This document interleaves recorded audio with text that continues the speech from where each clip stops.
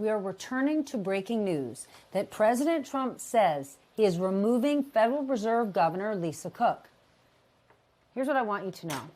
This is the first time in 112 years that a U.S. president has moved to force out a Fed governor. The independence of the Federal Reserve has been a key element of American exceptionalism for over a century. And in one single social media post, President Trump may have kicked that to the curb tonight. And his cause to fire a Fed governor? An allegation of mortgage fraud made by a member of the Trump administration, Bill Pulte, who oversees mortgage giants Fannie Mae and Freddie Mac. We now have a statement from Lisa Cook that reads in part the following. President Trump purported to fire me for cause when no cause exists under the law, and he has no authority to do so. I will not resign. I will continue to carry out my duties to help the American economy as I have been doing since 2022, end quote. Now, this allegation and the attempt to remove Cook clearly raises the question of the president's real motivation. Is it to push out Biden appointees and phase in those with loyalty to President Trump? Well, given his frustration with the Fed chair, it's a possibility. But it's also important to remember the committee that sets interest rates has 12 members. 7 of them are Fed governors appointed by the president, like Lisa Cook, but the other 5 members are heads of regional Fed banks. The president does not get to appoint them. But either way, we're already seeing an impact in the markets since the president's announcement. The U.S. dollar dropped on the news, weakening against other major currencies. With me now to discuss, Natasha Stern, former Treasury official and Yale Law professor, and Brendan Greeley, contributing editor for the Financial Times. Natasha, what is your reaction to the news? You know, I am really, really disheartened and disappointed to see the politicization of the Federal Reserve. I think, and you got to it in your intro, Steph, we're in a situation where the independence of the central bank is such a critical national asset and such a key pillar of our economic security that it's been really hard to watch over the course of the last many months, the president and this administration try to interfere in the monetary policy function of the Federal Reserve. And I'm worried, frankly, about the signal that this sends about our economic strength. And I think you're starting to see that the market is worried as well. Brendan, you've actually been writing a 500-year history of the dollar. It's like the new 50 Shades of Grey, Brendan Greeley style. How is this news going to change this last chapter of your book? 500 years of the dollar? It's been driving me crazy. I keep having to rewrite the last chapter of the book as he makes various threats towards Fed independence. Look, the challenge that you pointed out is the Federal Open Market Committee actually sets interest rates. And you're absolutely right. The regional Fed governors have a vote on that. It's very unlikely that all of a sudden we're going to get incredibly low interest rates to make Donald Trump happy. Even the Trump appointees, Michelle Bowman and Christopher Waller, are sort of reasonably decent economists who've done responsible things at the Fed. However, the Board of Governors itself, if he gets a majority on the Board of Governors, does a lot of really important work that we never see.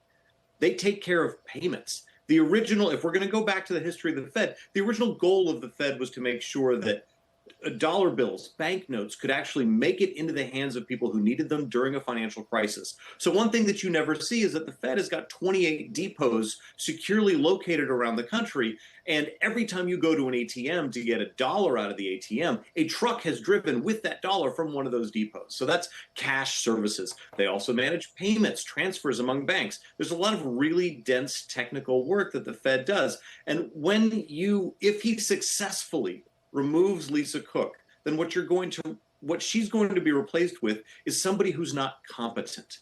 And we're going to see a slow erosion of competence at the Fed, which is crucial to the way the economy works in all sorts of ways we're never going to see until it all falls apart. I think the other message this sends is everybody else at the Fed knows that he can do this to anyone at any time.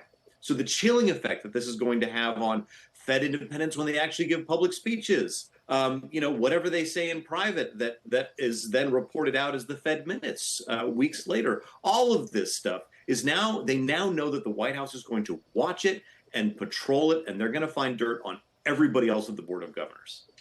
Well, let's just talk politics for a moment then, Natasha, because if the president gets his way and rates are lowered, it could cause inflation to spike. And spiked inflation is one of the main drivers that hurt Kamala Harris and Joe Biden.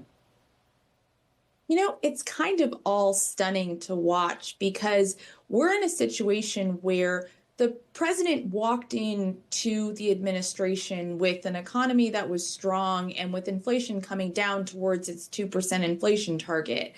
And now we're in a situation where, as a result of the most inflationary policies that we've seen in our lifetimes through this trade war, inflation is ticking back up. And if the administration wants to see interest rates lower, there's like a very clear thing that they have full control over that they can do. And it has nothing to do with central bank independence. It really involves rolling back those sets of policies in ways that would counteract the inflation that we've set out. And so I'm just a little bit, again, puzzled by why the reaction isn't let's rethink some of the economic policy, and instead it's let's potentially squander this critical national asset that is the independence of the central bank.